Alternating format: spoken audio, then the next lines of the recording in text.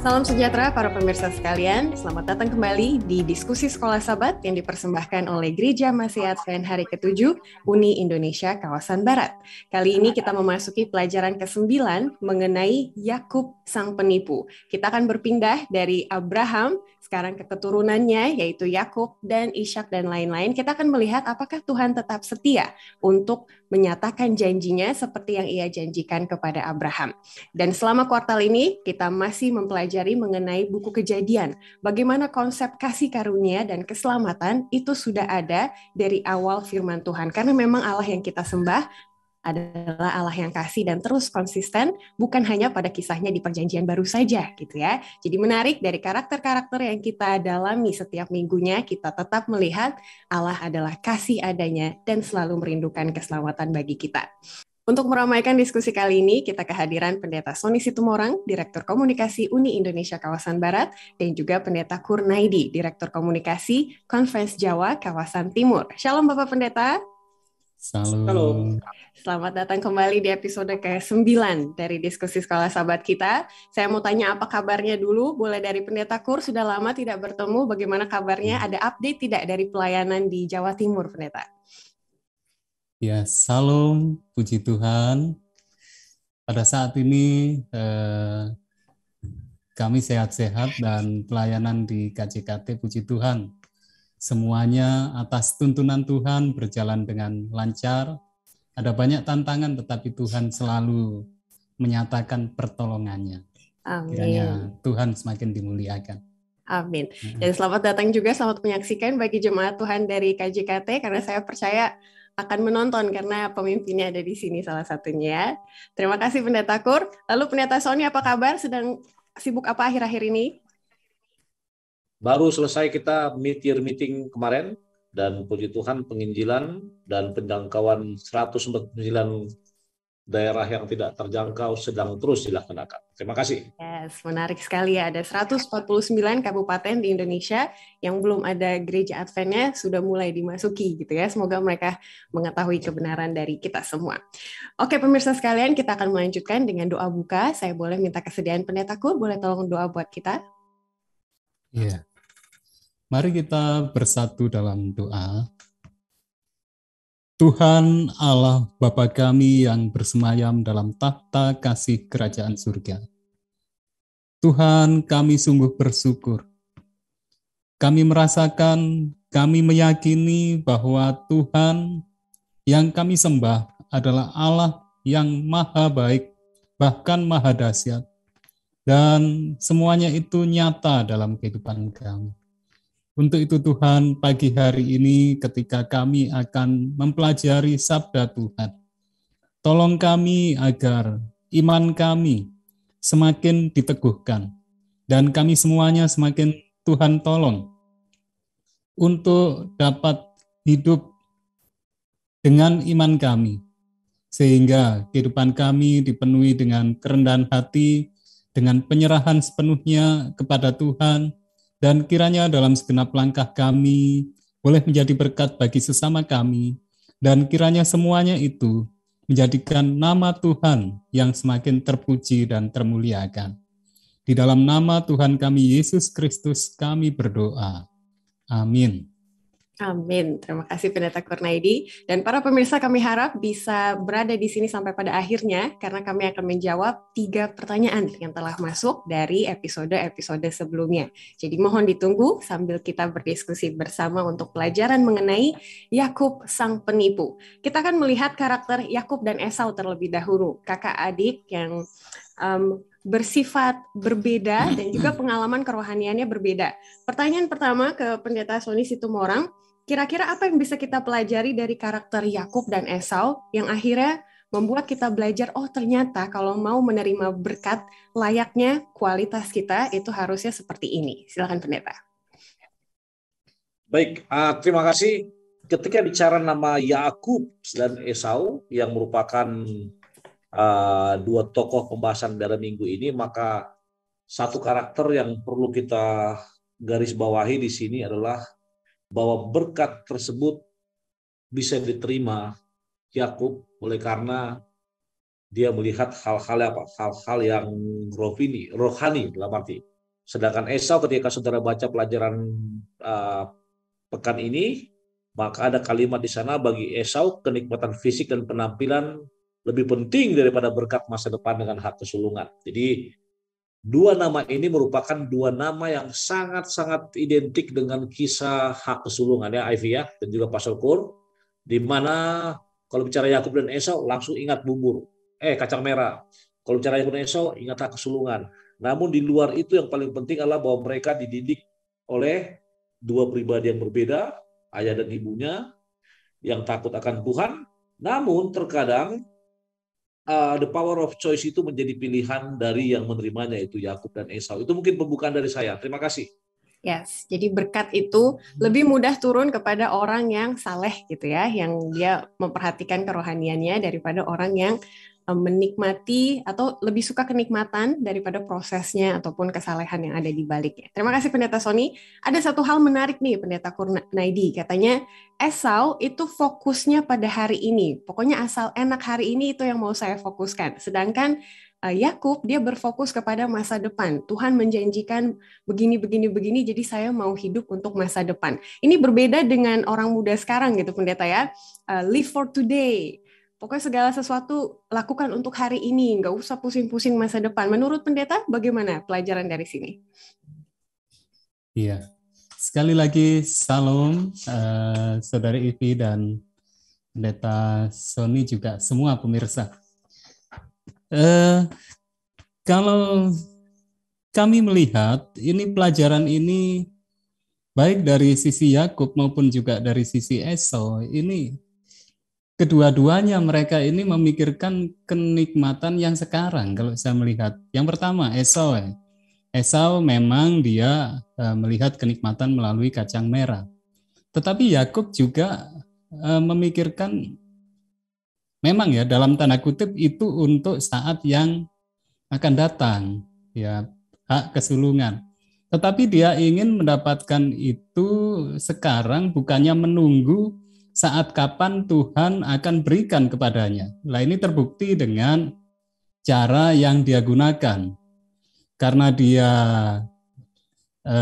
inginnya itu menerima sesuai dengan apa yang dipikirkan, maka dia menggunakan pikirannya dan itu terbukti salah. Nah, pelajaran hari ini yang kami boleh lihat adalah pelajaran mengenai kehati-hatian. Kehati-hatian agar kita ini lebih berhati-hati dalam berorientasi, itu yang pertama. Kemudian kita juga berhati-hati dalam melakukan sesuatu meskipun itu untuk tujuan atau orientasi yang baik. Nah, ini yang sangat penting sehingga kalau kita hubungkan, saya teringat satu ayat, mungkin kalau boleh saya tambahkan. Di 1 Petrus 4 ayat 7, ini ayat yang selalu saya ingat, yaitu demikian ayatnya. Kesudahan segala sesuatu sudah dekat. Karena itu kuasailah dirimu dan jadilah tenang, supaya kamu dapat berdoa. Saya coba lihat-lihat ternyata di bahasa lain, terjemahan lain maksud saya, itu jadilah tenang atau jernih dalam berpikir dan hendaklah kamu berjaga-jaga dalam doa. Nah ini hubungan dengan orang-orang muda tadi.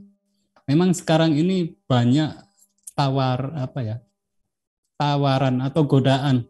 Yeah. Kelihatannya orang-orang muda kalau memilih pasangan itu kan ya tentu. Misalnya orang-orang di luar sana itu dandanannya tidak seperti yang dandanan ajaran dari buku Amanat pada Orang Muda atau apa ya, kan Amanat Orang Muda mengajarkan bagaimana cara berhias, berpakaian. Nah orang-orang yang di sana tidak melakukan itu tapi kelihatan lebih menarik. Ya ini kita harus berhati-hati.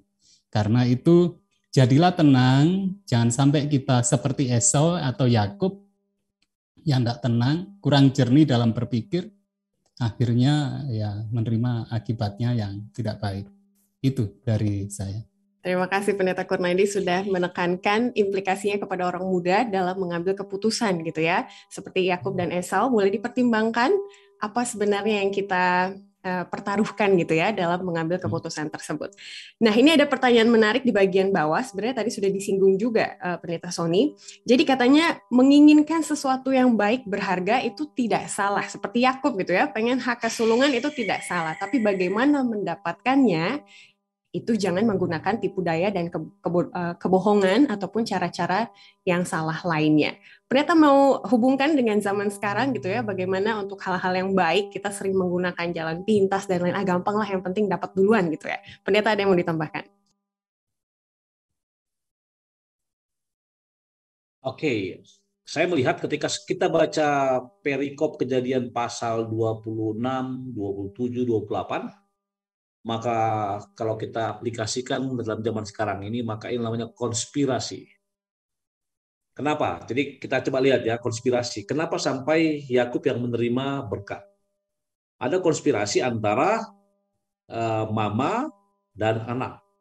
Oke, let's say kita katakanlah Esau dikasihi oleh papanya Ishak, sedangkan Yakub dikasihi oleh mamanya. Oke, dua-duanya. Dan sebagai budaya di sana atau kebiasaan di Timur Tengah, anak sulung lain mendapatkan berkat. Namun ketika papanya katakan kepada Esau, berburulah, carilah, makanlah yang enak, masak yang enak, saya akan berkati engkau, mamanya dengar. Disinilah konspirasi. Sampai seperti sekarang ini, kadangkala dalam kehidupan ini kita lebih suka lebih cenderung melakukan konspirasi untuk mendapatkan sesuatu yang kita inginkan ya, Ivy ya. Bahkan kita rela mengorbankan prinsip dan juga iman kita. Nggak usah jauh-jauh. Banyak pengalaman yang mengatakan bahwa banyak anak-anak muda terpaksa harus bekerja hari Sabat atau melakukan proyek pada hari Sabat. Instead of mereka ke gereja. Karena apa? Karena mereka dapatkan berkat, dapatkan proyek, fee yang lebih besar. Namun pelajaran pada hari Minggu ini menekankan kepada kita bahwa kata tam atau tenang yang terjemahkan dengan saleh, itulah yang harus kita miliki. Intinya adalah kembali seperti sebelumnya, ketika Anda menggunakan iman Anda, maka Anda akan sesuai dengan prinsip. Tapi ketika Anda mulai melihat kegelimangan atau kehidupan sekularis yang penuh dengan A, B, dan C, maka iman itu akan bisa beralih dan Anda akan cenderung mirip seperti Yakub dan ibunya yang mengadakan konspirasi untuk mendapatkan sesuatu yang mereka inginkan walaupun sebenarnya itu bukan bahagian mereka. Terima kasih, Ivy. Amin, terima kasih sudah sangat jelas. Jadi kualitas yang Yakub miliki, kualitas ketenangan, kesalehan ini juga dimiliki oleh Nuh dan juga Ayub. Ya, tidak heran bagaimana pilihan hidup mereka akhirnya membawa kebaikan kepada mereka. Dan sudah ditekankan juga pengaruh orang tua, ada warisan karakter, warisan berkat yang diberikan kepada anak-anaknya. Seperti yang kita pelajari di Kain dan warisannya gitu ya. Dan saya ingat waktu itu Pendeta Sony dan pendeta satu lagi mengatakan warisan terbesar adalah keimanan gitu ya. Mereka mau anaknya setia sampai pada akhirnya, lebih dari harta ataupun kualitas yang lain-lain. Terima kasih. Kita maju lagi ke hari Senin dengan judul Tangga Yakub. Jadi singkat cerita, setelah Yakub menipu, akhirnya dia kabur gitu ya ke pengasingan karena Ribka khawatir Esau nih ada niat mau membunuh Yakub saking marahnya seperti itu ya. Tapi disitulah Allah menunjukkan dirinya. Tapi kenapa dalam sosok tangga? Nah ini Pendeta Kurnaidi boleh jelaskan kepada kita, Allah bisa saja menampakkan dirinya dengan berbagai bentuk gitu ya, ataupun dengan manusia juga bisa. Tapi kenapa tangga? Apa maksudnya Pendeta? Iya, salam semuanya sekali lagi. Ini sangat menarik ya. Jadi pada waktu itu kita tahu tadi bahwa Yakub memang dia adalah seorang yang berorientasi, ya, orang yang saleh, ya, berorientasi pada hal-hal kesalehan, hal yang tenang. Hanya sayangnya tadi sudah kita bahas ya dengan cara yang salah, ini bahaya. Nah sekarang pada saat itu setelah Yakub ini melakukan kesalahan, dia sebagai seorang yang sedikitnya dia memiliki atau mengalami double masalah. Yang pertama, masalah dengan Esau. dengan Esau kakaknya yang marah. Ya, ini yang pertama. Dan masalah yang kedua yang lebih lagi yaitu dia memiliki masalah dengan Tuhan. Karena pada saat dia menipu, dia memanipulasi kata ini, nama Tuhan. Ya, nama Tuhan dibawa-bawa, padahal enggak begitu. Jadi dibawa-bawa dalam penipuannya. Dia mengalami masalah itu. Nah, pada saat itulah kemudian Allah yang maha kasih, yang maha ajaib, menyatakan, membuktikan bahwa meskipun Yakub pada waktu itu dia mengalami masalah dengan Tuhan juga, tapi Tuhan tetap mengasihi Yakub, yaitu dengan cara memberikan tangga, yang mana pada waktu itu sebenarnya Yakub sebagai seorang yang sudah tidak layak dikasihi oleh Tuhan, wong dia bersalah. Dan ini kalau memanfaatkan nama, beberapa agak belakangan ini orang mau menggunakan atau meminjam KTP saya katakan saya enggak boleh gitu. Ini KTP baru begitulah, ini nama Tuhan dibawa-bawa untuk hal yang jahat.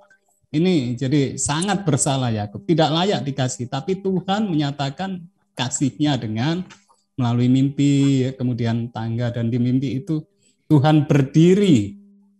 Ada tangga yang didirikan dan Tuhan juga berdiri. Nah, disinilah ini merupakan pelajaran. Yang sesungguhnya Yakub terpisah dengan surga. Ini dia diberikan satu sarana. Dan yang menarik, tangga ini kalau kita mengingat mencapai ke langit, yang sebelumnya pelajaran mengenai Babel juga menara yang mencapai puncaknya sampai ke langit ya. Tapi dari dua hal ini sangat berbeda. Yang pertama kalau Babel ini dengan upaya manusia itu nggak akan bisa untuk berhubungan dengan surga. Ini sama lagi dengan yang tadi Yakub juga. Dengan upayanya dia nggak bisa, meskipun orientasinya baik menuju ke surga, nggak bisa karena upayanya. Nah, disinilah Tuhan yang datang. Jadi Tuhan yang memberikan kasih karunia-Nya. Seandainya itu tidak diberikan oleh Tuhan, maka apapun yang dilakukan oleh Yakub tidak akan bisa mencapai. Jadi Tuhan datang, Tuhan bahkan kemudian berdiri di situ dan berjanji untuk menyertai Yakub. Inilah lambang kasih Tuhan melalui anaknya yang tunggal. Inilah bukti kasih karunia Tuhan. Jadi kenapa ini tangga diberikan sebagai penghubung? Manusia hanya bisa terhubung ke surga, ke Tuhan, hanya melalui kasih karunia Tuhan. Manusia harus mengandalkan Tuhan. Manusia boleh untuk mau mencapai ke Tuhan, tapi kalau itu mengandalkan dirinya sendiri, dia tidak akan pernah bisa untuk nyambung dengan Tuhan. Mungkin demikian. Terima kasih. Terima kasih Pendeta Kor, sudah jelas sekali ya pelajaran rohani dan juga aplikasinya. Dan itulah salah satu bukti ada tema kasih karunia kembali di buku Kejadian melalui cerita Yakub.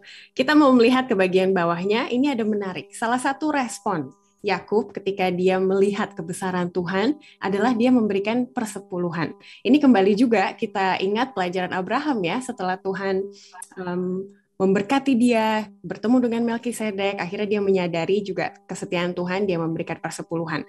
Apa yang mau diajarkan kepada kita di sini, Pendeta Sony, mengenai kalau kita sudah merasakan kasih Tuhan, ini salah satu respon yang patut kita lakukan. Kebanyakan manusia pada saat ini memberikan persepuluhan karena mereka ingin mendapatkan berkat. Kebanyakan orang memberikan persepuluhan karena dalam mindset mereka, kalau saya kasih 10%, maka Tuhan akan melimpahkan lebih berkat lagi. Benar, itu sangat benar dalam konsep manusia.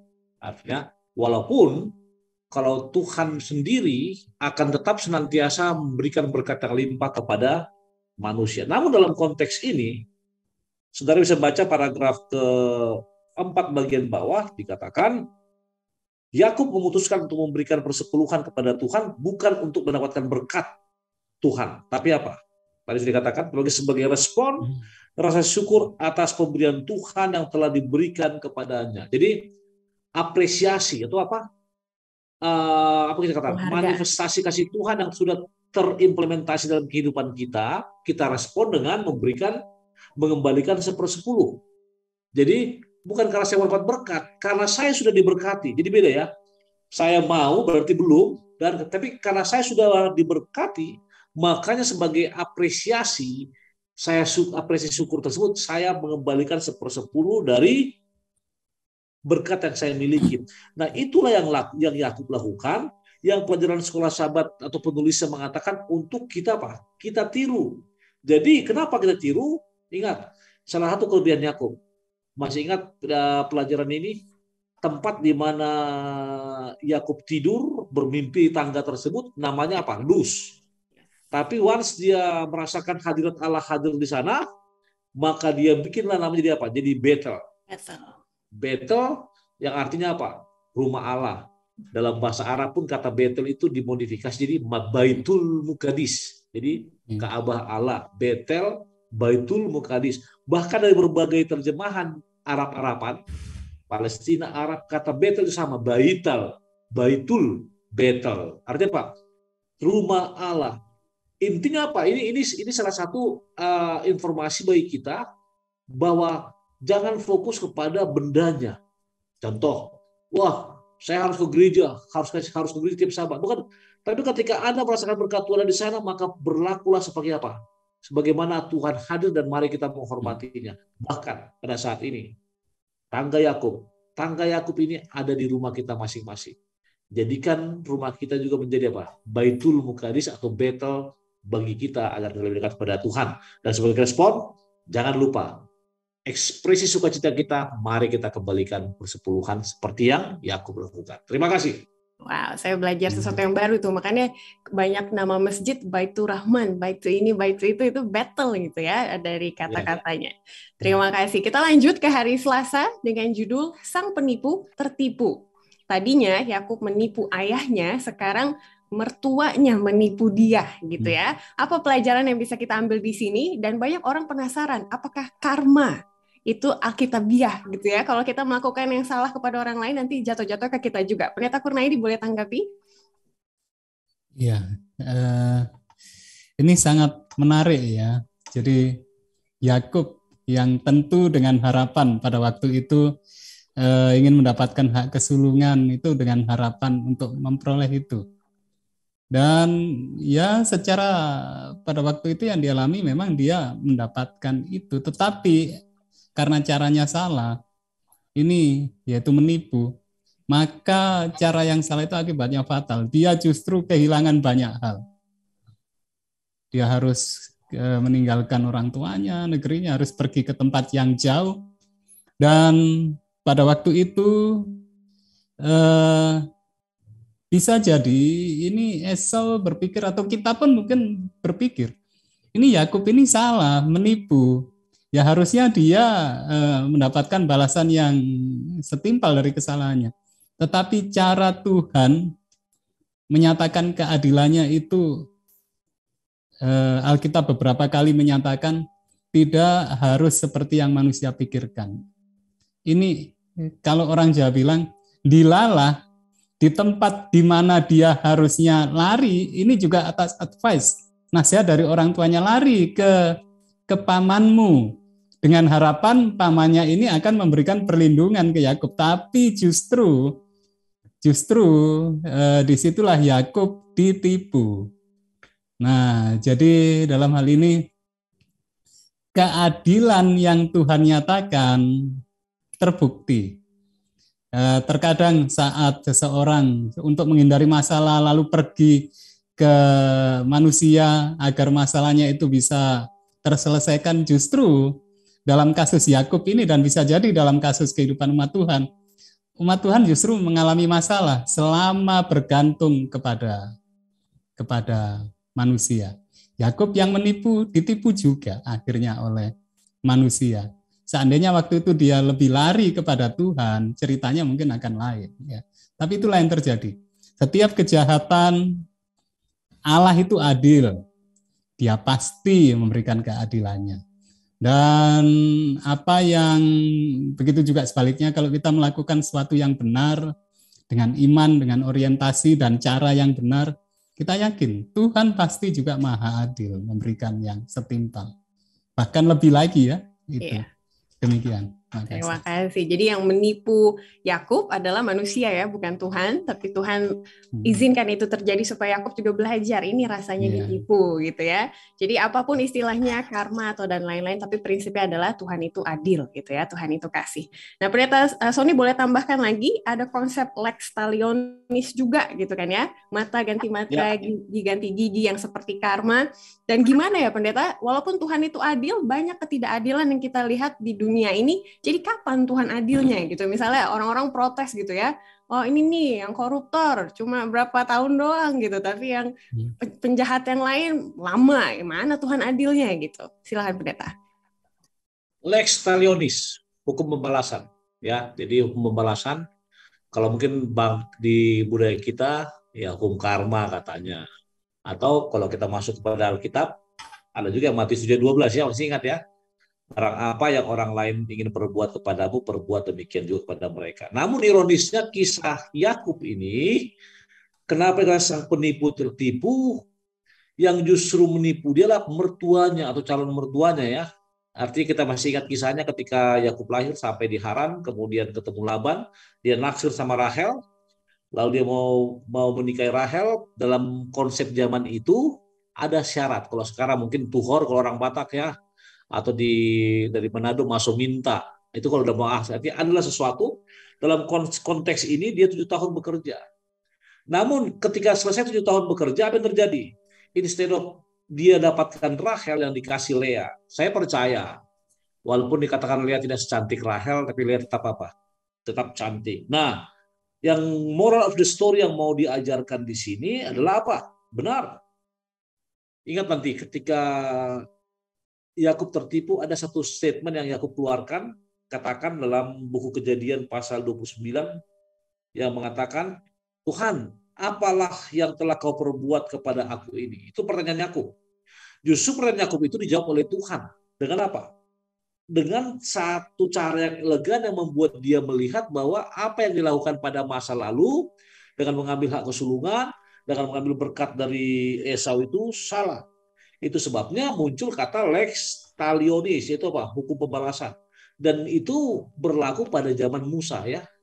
Pada zaman Musa atau pada zaman inilah, nanti pada zaman Musa juga setelah kisah mereka ini. Karena ingat ya, Yakub juga artinya apa? Israel.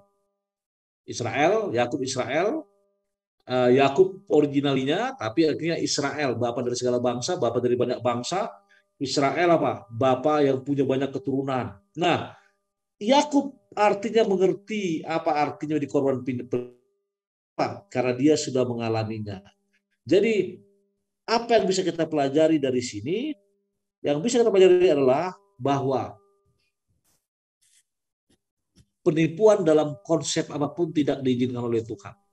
Seperti kita katakan tadi, sin is sin. Dosa itu dosa, nah dosa putih, dosa hitam. Tapi once kita menipu, itulah dosa. Dan ketika kita menjadi korban penipuan, sering kali apa?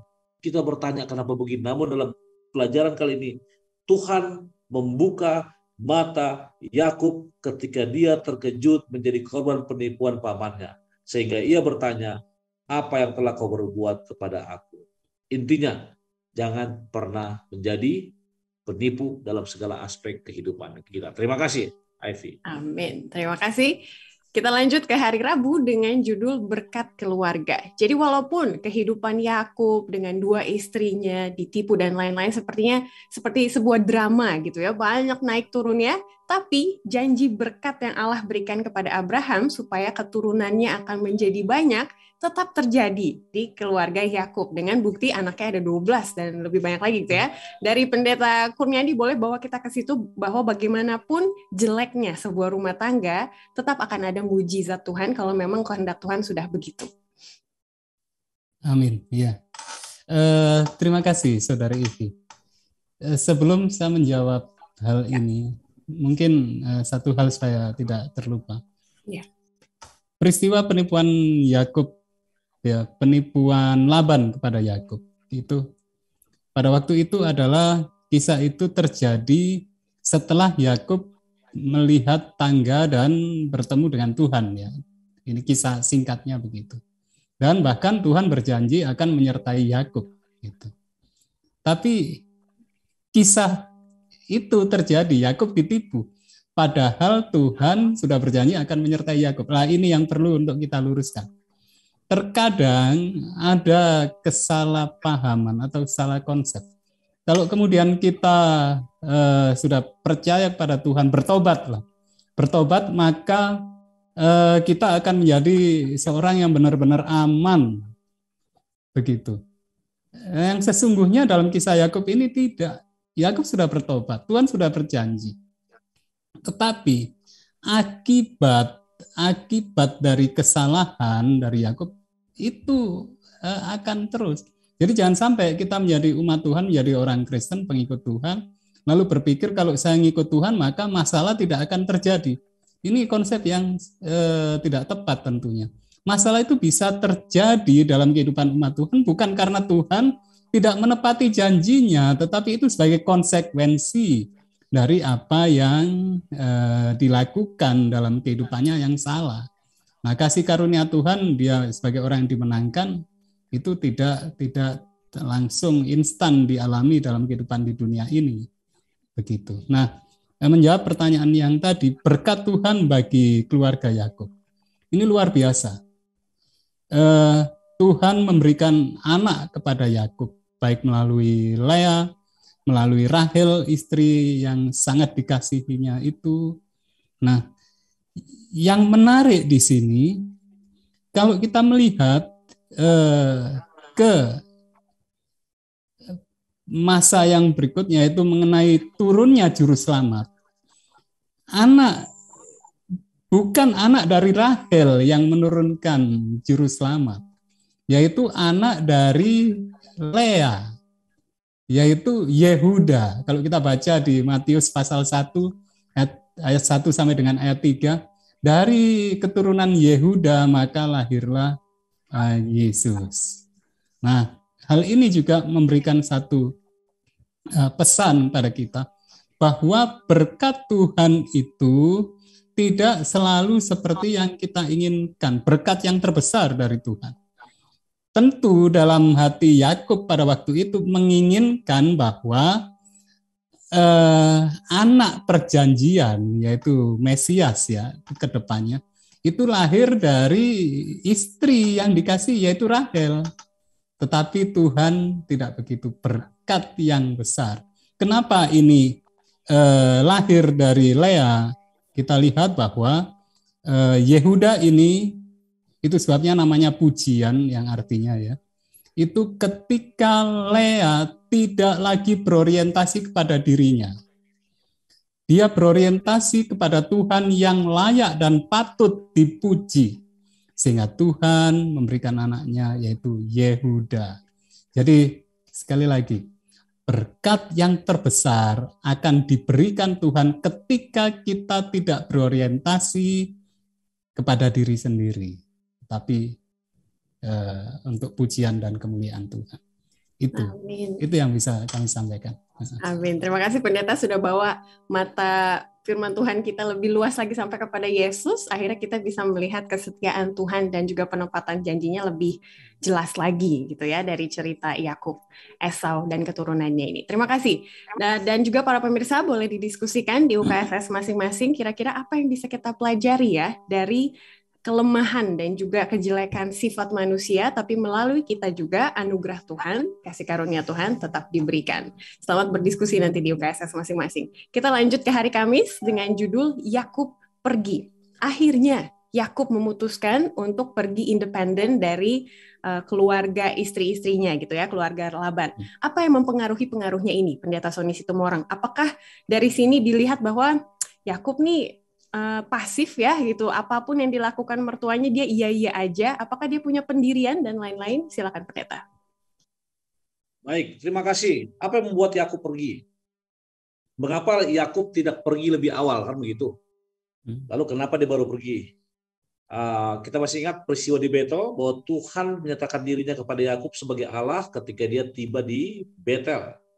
dan memerintahkan Yakub untuk pergi ke rumah Laban, dan Yakub dan memerintahkan dia juga meninggalkan rumah Laban, pulang ke negeri sanak saudaranya. Apa yang kita lihat di sana? Coba kalau saya berpikir begini, ingat ketika pelajaran hari Rabu mengatakan bahwa mereka diberikan berkat keluarga. Anak, bayangkanlah 12 anak. Bahkan penulis pelajaran sekolah Sabat di bagian bawah hari Rabu dengan jelas mengatakan apa? Coba bisa diperhatikan para pemirsa. Pelajaran sekolah Sabat Rabu mengatakan begini, bagian paling bawah, paragraf ke-5b.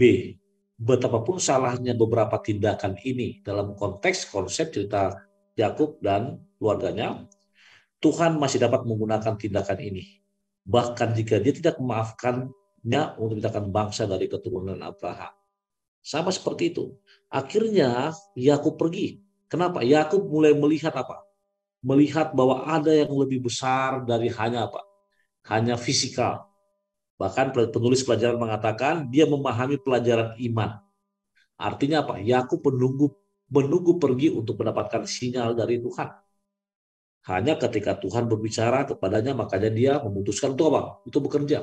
Sebenarnya para pemirsa, Tuhan juga sebenarnya telah berbicara kepada kita. Hanya pilihan kita cuma dua. Kita seperti Yakub, ketika dia berbicara kita pergi, atau kedua, kita tetap stay di tempat. Nah, mungkin dalam konsep ini ketika Yakub pergi kembali ke negeri leluhurnya, maka saya bisa katakan juga kepada para pemirsa, kita juga akan pergi ke negeri leluhur kita. Di mana negeri leluhur kita? Eden. Makanya ada sebuah film mengatakan Return to Eden. Boleh jadi itu maknanya sekular, tapi bagi saya pribadi itu maknanya apa? Sangat rohani. Tuhan katakan, Yakub, sudah selesai perantauanmu di negeri Laban, di tanah Haran. Untuk itu, kembalilah ke negeri leluhur. Kepada kita manusia juga dikatakan, hey Pendeta Sony, Pastor Pur, Ivy, ada saatnya engkau merantau di dunia ini, tapi ingat, kau harus pergi ke tanah leluhurmu. Di mana, Ivy? Di Eden yang semula, di sorga dan dunia baru. Intinya apa?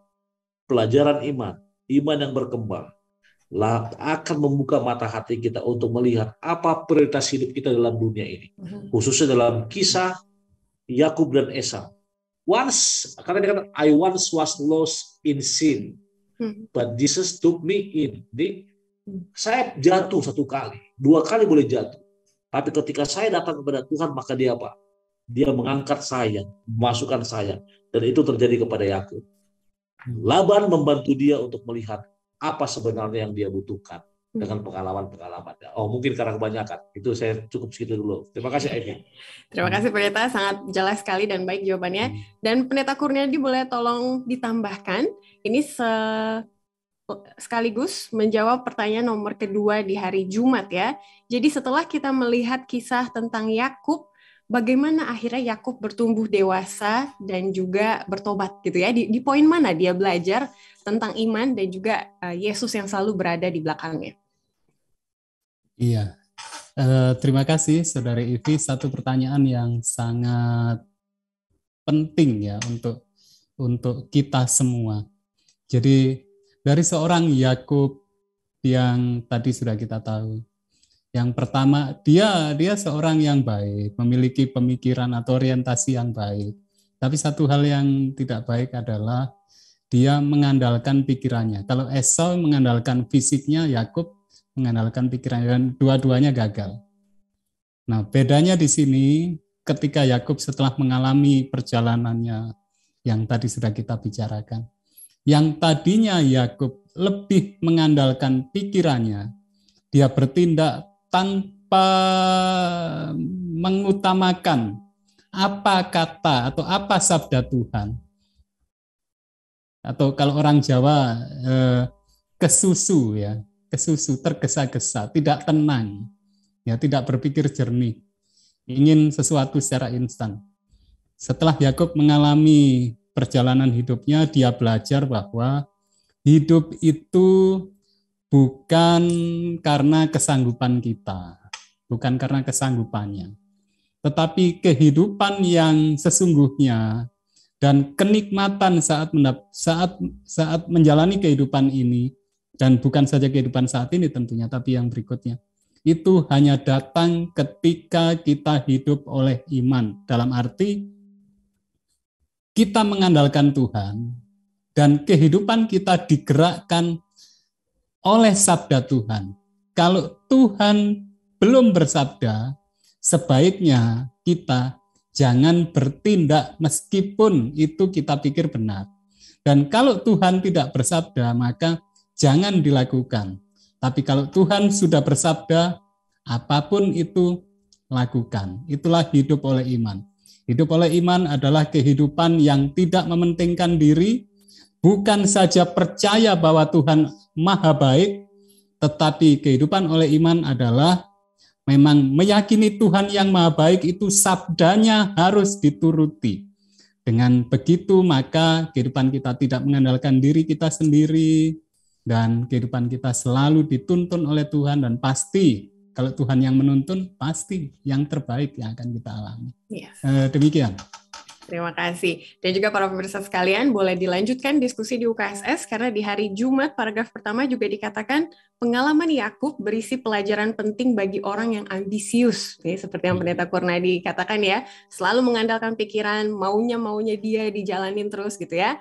Jangan berusaha untuk mempromosikan diri sendiri dengan mengorbankan orang lain. Nah, silakan didiskusikan dan semoga menjadi kekuatan bagi kita semua. Kita akan masuk ke kesimpulan sebelum kita akan menjawab pertanyaan-pertanyaan yang sudah masuk, yang saya yakin sudah ditunggu-tunggu oleh pemirsa sekalian. Kesimpulannya kita mau jawab pertanyaan nomor 3 di hari Jumat.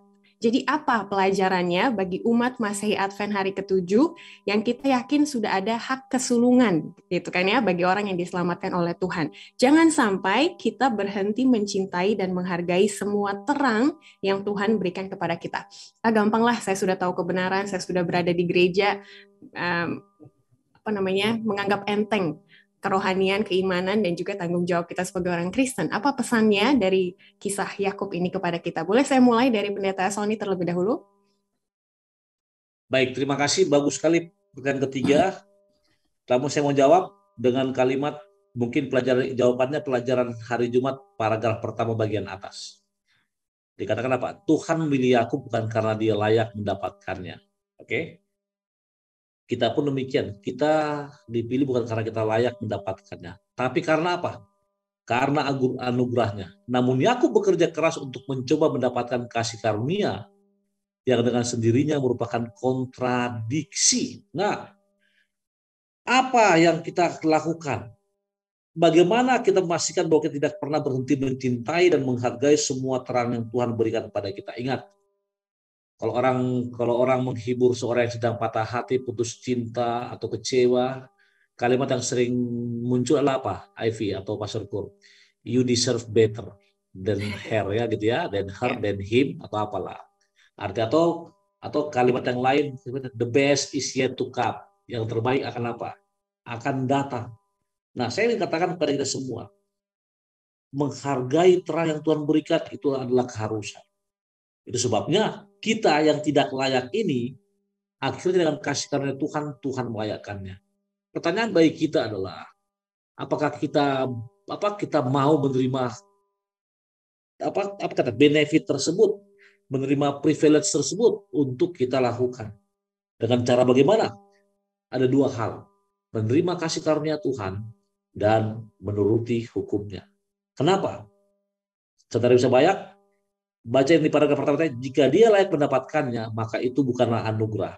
Itu akan menjadi perbuatan yang bertanda Injil. Baru kemudian Yakub memahami kepentingan kasih karunia Tuhan dan apa artinya mempercayai Tuhan oleh hidup, oleh Tuhan, oleh imannya, dan sepenuhnya bergantung pada nada Tuhan. Dan muncullah kalimat yang Ivy katakan tadi. Pengalaman Yakub berisi pelajaran penting bagi orang yang ambisius untuk jangan berusaha mempromosikan diri sendiri dan mengorbankan orang lain. Ingat, mempromosikan diri oke, tapi jangan apa? Mengorbankan orang lain. Karena apa? Karena Tuhan telah melayakkan kita. Itu mungkin kesimpulan dari saya, Ivy. Terima kasih. Amin. Terima kasih Pendeta. Dari Pendeta Kurniadi, bagaimana tanggapan kita sebagai umat sisa setelah mempelajari kisah Yakub ini? Terima kasih. Singkatnya adalah jangan kita hidup mengandalkan diri sendiri, tetapi lakukan apa yang Tuhan sabdakan. Percayakan kehidupan kita dalam tuntunan Tuhan. Itu, terima kasih. Singkat, padat, dan jelas. Sudah pas itu sekali. Baik pemirsa, terima kasih untuk kebersamaannya. Sedikit lagi kita akan menjawab pertanyaan-pertanyaan yang sudah masuk. Ini ada 3 ya. Satu pendapat. Satu pendapat yang saya mau Pendeta Sony tanggapi dari pelajaran ke-8 mengenai janji. Datang dari akun Edon Buulolo. Dia mengatakan bahwa salah satu alasan orang muda susah mencari pasangan di gereja kita adalah karena perempuan atau laki-laki dari gereja lain lebih cantik, lebih ganteng, status ekonominya lebih baik gitu. Menurut Pendeta Sony bagaimana? Baik, saya tidak bantah itu, paling tidak dari perspektif yang bertanya, Edon Bulolo ya. Tapi yang saya bantah adalah tidak selamanya yang di luar itu lebih cantik dan ekonominya lebih baik ya. Kenapa? Jadi kalau ini Ivy ini lebih mengarah pada perspektif yang bertanya. Mungkin ya dia lihat di luar lebih. Memang ada yang mengatakan rumput di luar lebih hijau ya. Tapi dalam konsep ini, karena ini bertanya kepada hubungan muda-mudi, saya ingin katakan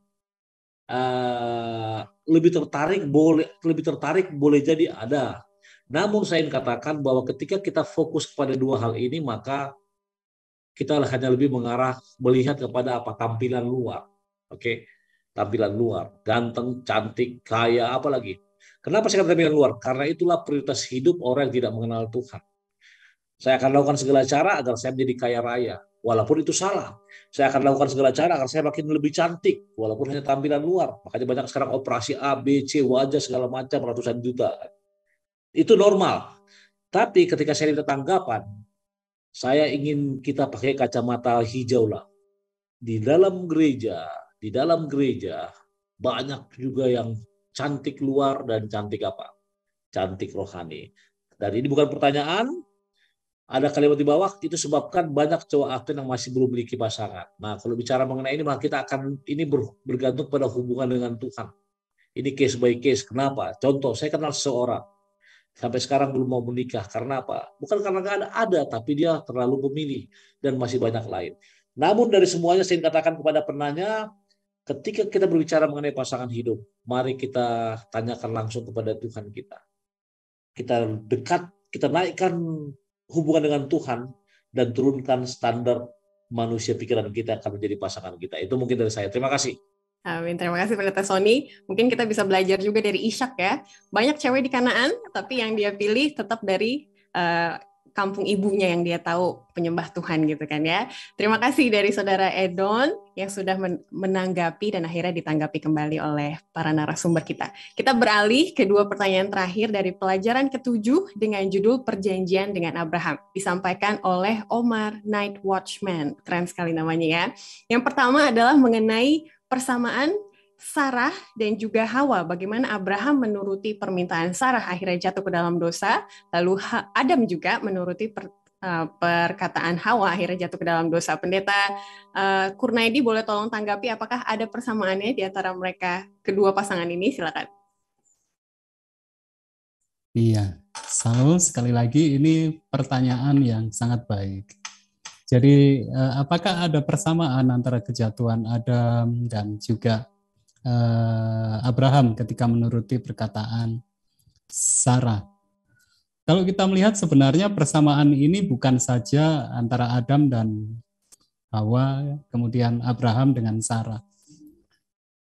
Inilah kejatuhan itu kalau bisa dikatakan secara globalnya justru di sini. Ketika manusia itu menggunakan pikirannya, mengandalkan apa yang dia rasa benar, dia rasa baik, disitulah awal dari kejatuhan dan akibat yang tidak baik. Itu sebabnya firman Tuhan menyatakan takut akan Tuhan adalah permulaan segala hikmat. Jadi ketika manusia kemudian merasakan bahwa apa yang akan dilakukan atau yang dipikirkan ini tidak lagi sesuai sinkron dengan perintah Tuhan, di situ harus sangat berhati-hati. Karena ketika kita memilih untuk meskipun Tuhan katakan begini tapi menurut saya begini, itu artinya kita sudah tidak lagi dalam tanda kutip takut akan Tuhan. Ini sangat berbahaya. Jadi baik Abraham karena dia memilih untuk dalam tanda kutip tidak takut akan Tuhan, yaitu dengan bukti dia lebih memilih saran dari Sarah yang tentu bukan Tuhan. Demikian juga Hawa yang dituruti oleh Adam. Kita juga harus berhati-hati. Ya, seperti itu yang bisa saya sampaikan, Saudari. Terima kasih, Pendeta. Satu lagi terakhir dari akun yang sama, menanyakan mengenai istri Lot yang menjadi tiang garam, padahal kesempatan untuk selamat itu sudah diberikan, gitu ya. Apakah ini merupakan pesan yang jelas bahwa kasih karunia tanpa penurutan adalah sia-sia? Bisa juga akhirnya tidak selamat apabila tidak menurut perintah Tuhan. Apakah begitu, Pendeta Kur? Iya. Jadi jawabannya iya. Selagi kita hidup dalam kasih karunia, itu selalu selaras. Itu seperti mata uang yang tidak bisa dipisahkan. Orang yang hidup dalam kasih karunia Tuhan, dia pasti merasakan saya hidup ini bukan karena diri saya, tapi karena kasih karunia Tuhan. Dengan begitu maka saya kalau begitu akan menurut perintah Tuhan, karena Tuhan yang mengasihi saya, sehingga saya bisa hidup. Terima kasih, Saudari. Amin. Puji Tuhan untuk pertanyaan. Ya, silakan, Pendeta. Saya tambahkan sedikit, saya senang kalimat yang tadi, apakah kasih karunia. Para pemirsa, singkat, ketika pertama kali Adam dan Hawa bernafas, begitu mereka selesai diciptakannya, maka saya katakan, doktrin katakan, Alkitab katakan, mereka hidup oleh kasih karunia Tuhan. Tidak ada kuasa lain, kecuali kasih karunia Tuhan yang menghidupkan mereka. Artinya tidak ada usaha sendiri. Nah, yang menarik adalah penanya mengatakan, apakah kasih karunia tanpa penurutan adalah sia-sia? Oh, Tuhan kasih yang lebih besar. Ketika kita hidup oleh karena kasih karunia, Tuhan meletakkan dasar kehidupan melalui apa? Dua loh batu. Hukum kasih kepada Tuhan dan hak kasih kepada manusia. Apakah ada bukti dan fakta? Bukti faktanya yang secara singkat kita bisa lihat di 10 anak darah. Sama-sama mendapatkan kasih karunia. Tapi ketika 5 tidak menuruti, 5 tidak mempersiapkan diri, mereka tidak bisa menerima apa? Menerima keselamatan tersebut. Intinya Pak, seperti sekarang banyak doktrin di luar gereja mengatakan hanya kasih karunia kita diselamatkan. Benar. Oleh karena kasih karunia diselamatkan, tapi ingat, untuk mendapatkan kasih karunia tersebut, untuk mengkomplitnya, dibutuhkan apa? Penurutan akan hukum Allah. Terima kasih, Ivy. Sudah lebih komplit lagi. Terima kasih Pendeta Sony. Kita akan tutup dengan doa. Saya kembali meminta Pendeta Sony untuk berdoa bagi para pemirsa kita. Bapa Semawi, terima kasih Tuhan karena berkat-Mu, terima kasih karena pengasihan-Mu, dan terima kasih oleh karena pelajaran sekolah Sabat yang indah yang mengajak kami untuk boleh melihat kisah Yakub dan Esau dan keluarga Ishak, dan juga ambisinya untuk membuka wacana rohani kami untuk lebih dekat kepada Tuhan. Bapa, ajar kami untuk seperti Yakub, walaupun pernah berdosa, tapi kami akan berusaha untuk mengikuti perintah Tuhan. Terima kasih juga atas pemirsa yang setia menyaksikan acara ini, biarlah Engkau berkati mereka. Demikian juga Engkau berkati kami semua. Dengarkan doa kami yang sederhana ini, dalam Yesus kami berdoa. Amin. Amin. Amin. Puji Tuhan untuk pelayanan Pendeta Kurnaidi dan juga Pendeta Suni Situmorang pada hari ini. Semoga sehat-sehat, Tuhan berkati selalu. Dan bagi para pemirsa, terima kasih kembali untuk pertanyaan, tanggapan, dan juga likes dan share-nya atas video diskusi Sekolah Sabat ini, sehingga makin menjadi pengaruh yang baik bagi banyak orang. Sampai ketemu lagi di minggu depan, kita akan mulai belajar bagaimana Yakub dengan 12 anaknya akan menjadi bangsa yang besar, seorang Israel. Tuhan memberkati kita semua.